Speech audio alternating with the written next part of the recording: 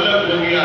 और यदि अब पानी दूध अलग हो गए ना, उसके बाद दुनिया की कोई ताकत उनको एक नहीं कर सकती।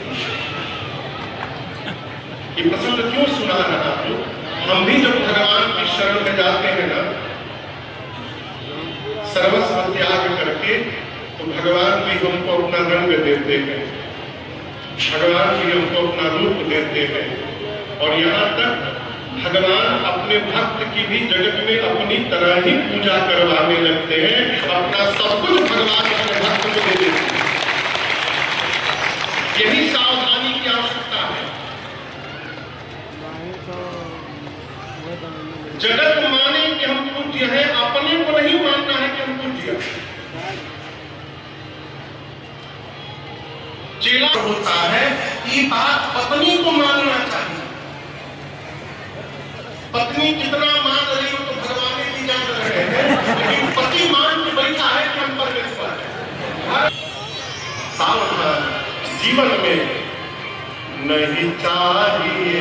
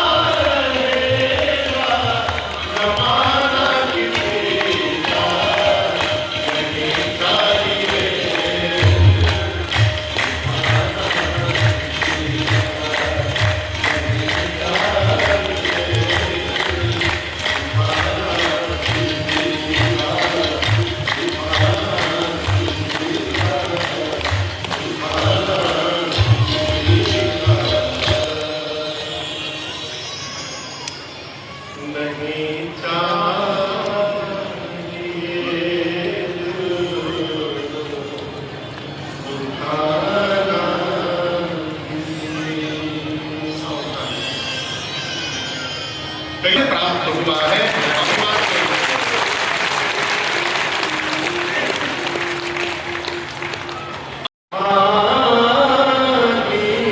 आपकी बेटी समस्त सद्गुणों की खान है। नोट करिए, इनका नाम उमा होगा, अंबिका होगा, महाराज आपके बेटी का ये सौभाग्य अखंड बना रहेगा। ये सदैव अपने पति को प्रिय होंगी। महाराज इस संसार की स्त्रियां आपके बेटी के नाम के बल से ही पातिव्रत धर्म का पालन करेंगी। आपके बेटी के कारण आपको जगत में कीर्ति प्राप्त होगी। महाराज ये पूरा जगत आपकी बिटिया की पूजा करता रहेगा। दोष नहीं है कोई। नारद एक बार फिर देखिए, बोले बेटी में तो नहीं है, लेकिन इनका जो पति होने वाला है उसमें थोड़ा दिखाई दे रहा है। कहिए तो उनका दोष बता दे। हिमाचल जी बोले बता दीजिए, नारद जी बोले मूव करिए, पता नहीं चला। और वहीं जाएंगे, देखेंगे, हम जाएंगे अपने हस्बैंड को आपको फ़ोन करेंगे और देखेंगे। आपके बेटी का पति अबुल होगा, EMI से क्या होगा? जोर से बोलिए, अबुल। अबुल माने जिसमें कोई गुण न हो। भाई होता है आईफोन ये हम और आप समझ Samsung गए, वगैरह अच्छा यही रिस्पॉन्स हिमाचल समझ गए, लेकिन नारद जी कहना चाहते अबुल यानी सत रज तम जो तीनों गुणों से परे है, त्रिगुणातीत है, वो आपकी बेटी का पति होगा। हिमाचल का समझ लिए, उसमें कोई गुण नहीं होगा। नारद जी बोले आपकी बिटिया का पति अमान होगा, अमान, मान सम्मान से परे। हिमाचल समझ के उसका कोई सम्मान नहीं करेगा। नारद जी बोले आपके बेटी के पति का माता पिता उसके नहीं है। हिमाचल जी बोले कब मर गए? नारद बोले थे नहीं तो मरेंगे कहां से? प्रारंभ से बिना माई बाप के माता पिता नहीं है, उदासी में रहते हैं, संशय रहित है। हिमाचल जी बोले क्या बोल रहे हैं आप, हमसे सुना नहीं जा रहा है। नारद जी बोले असली तो बताया ही नहीं हुआ। और क्या बता है? जोगी जटिल आकाश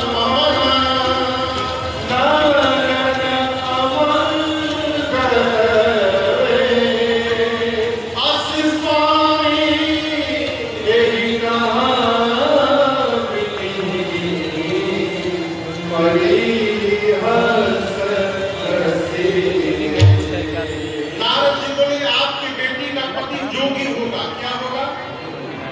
जोर से बोलिए। यदि आपको पता चल जाए कि आप अपनी बिटिया की शादी करने के लिए जो लड़का देखे, लड़का जोगी है, ब्याह के 2 दिन पहले पता चल जाए, आप ब्याह करेंगे?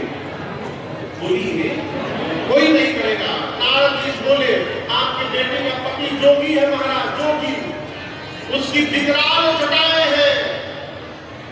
हिमाचल जी कान बंद कर लिए, बोले बर्दाश्त नहीं हो पा रहा है। नारद जी बोले असली अभी भी नहीं बताया। हिमाचल बोले अब का बचा है?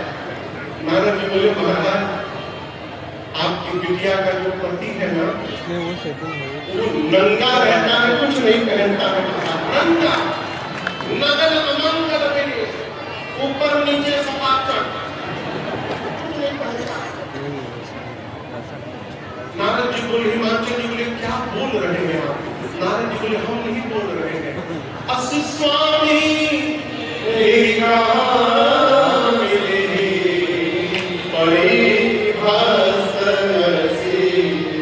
आपकी बेटी की हाथ की रेखाएं जो है वो बता रही है इनको ऐसा ही पति प्राप्त होगा। नारद जी को हिमाचल जी बगल में ले जाकर बोले दूल्हा चेंज करने का कोई उपाय है आपके पास? दूल्हा बदल दीजिए। नारद जी बोले असंभव, दूल्हा तो नहीं बदल सकता है।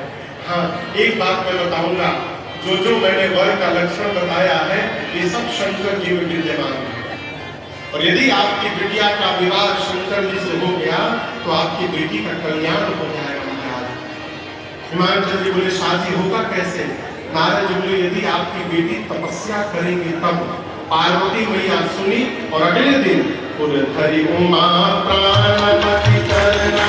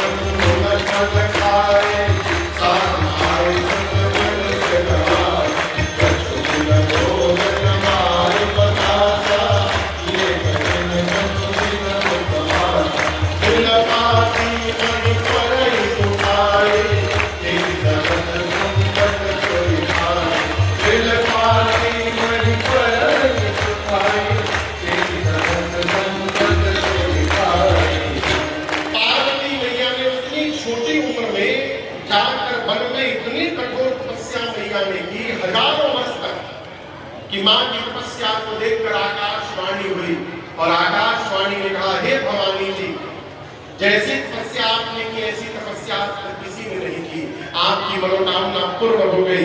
पिताजी बुलाने आए तो घर लौट कर चले जाइए। इधर शंकर भगवान के सामने वैराग्य आ गया भगवान शंकर को। एक दिन राम जी प्रकट हो गए और प्रकट होकर राम जी ने कहा, बाबा हम जो मांगेंगे आप उनको देंगे। शंकर जी ने कहा, आज्ञा करिए प्रभु। राम जी ने कहा, जाकर आप पार्वती जी से विवाह कर लीजिए।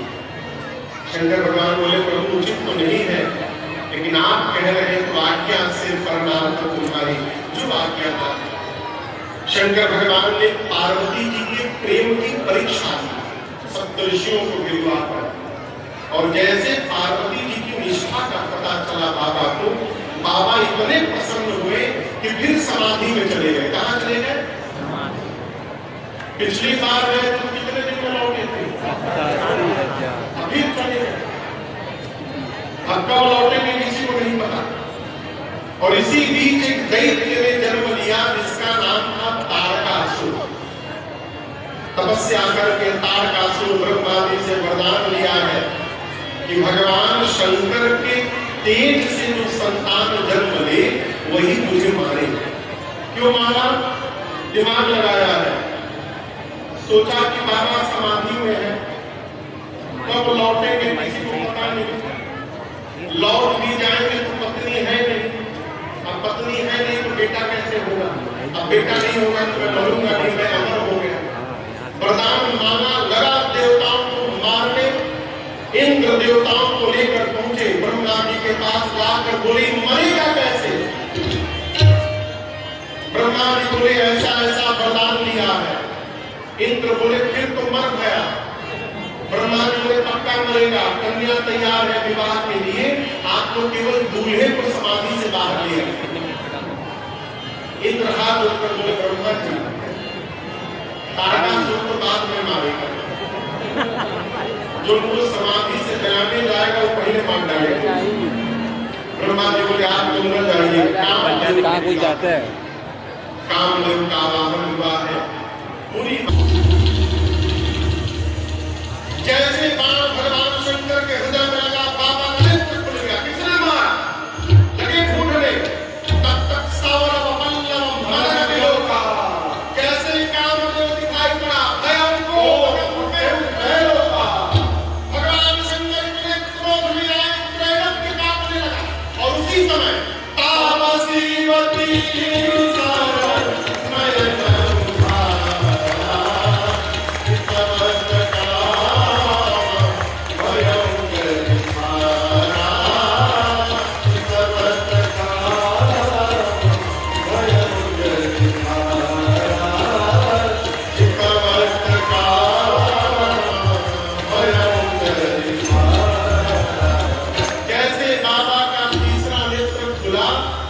उसी समय कामदेव वहीं पर जल के भस्म हो। हाहाकार मच गया। कामदेव की पत्नी रति रोते रोते दौड़कर देवता शंकर भगवान के पास गई। बाबा को अवतार लेंगे तो भगवान कृष्ण के पुत्र तुमको फिर से पति के रूप में प्राप्त हो जाएंगे, ये मेरा वचन है तुमको। रति प्रणाम करके चली गई। रति के जाने के बाद देवता दौड़ कर आए और बाहर से ही देवता शंकर भगवान की प्रशंसा करके आ रहे हैं। शंकर तेरी जटा, शंकर तेरी जटा बहती है गंगा।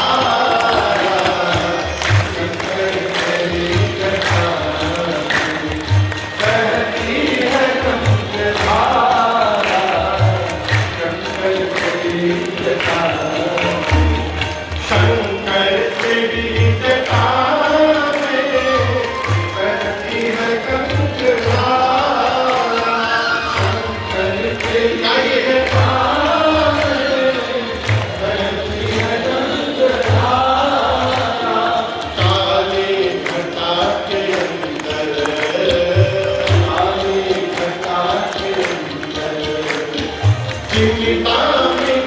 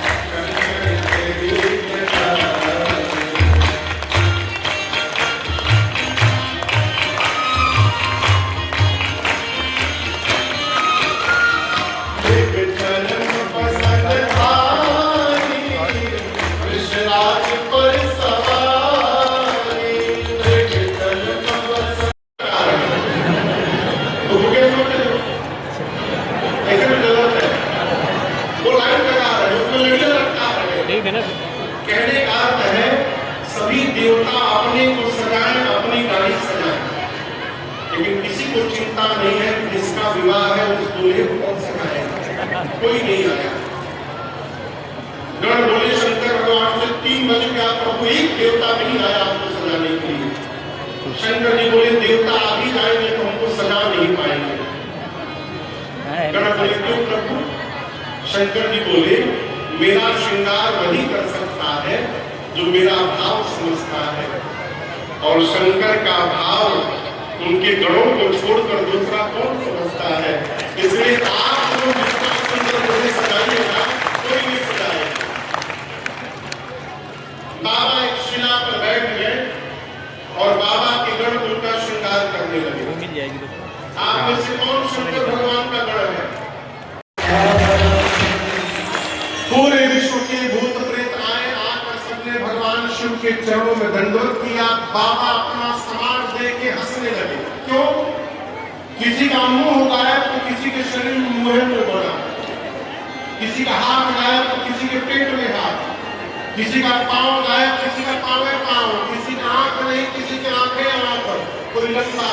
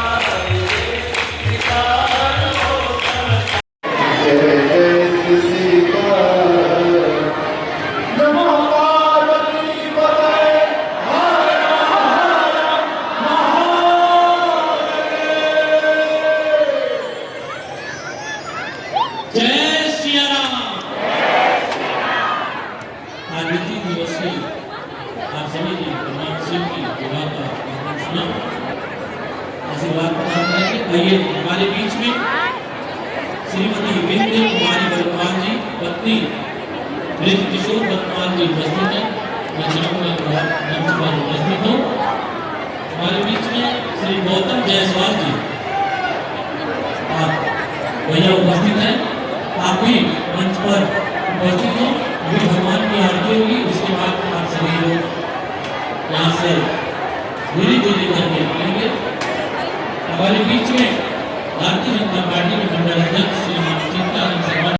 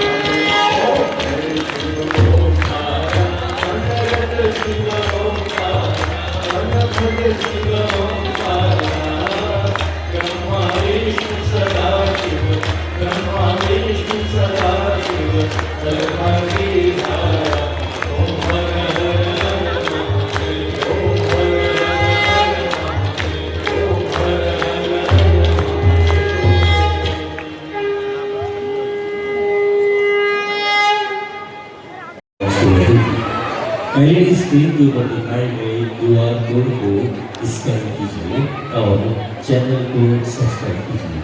सारे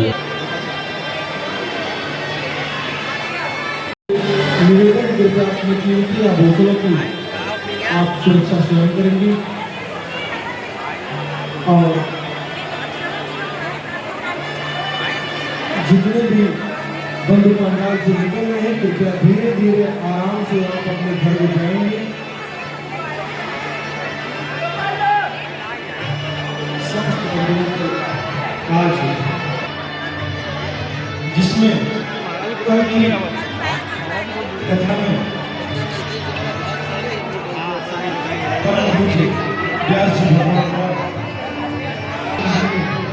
जन्म था कथा का